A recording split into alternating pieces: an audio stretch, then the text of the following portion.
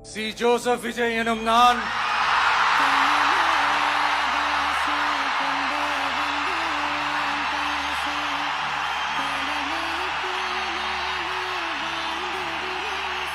சட்டப்படி அமைக்கப்பெற்ற இந்திய அரசியல் அமைப்பின்பால் உண்மையான நம்பிக்கையும் மாறா பற்றும் கொண்டிருப்பேன் என்றும்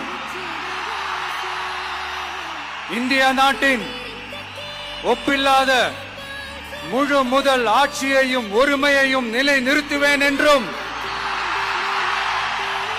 தமிழ்நாட்டு அரசின் முதலமைச்சராக உண்மையாகவும் உளச்சான்றின்படியும் என் கடமைகளை நிறைவேற்றுவேன் என்றும்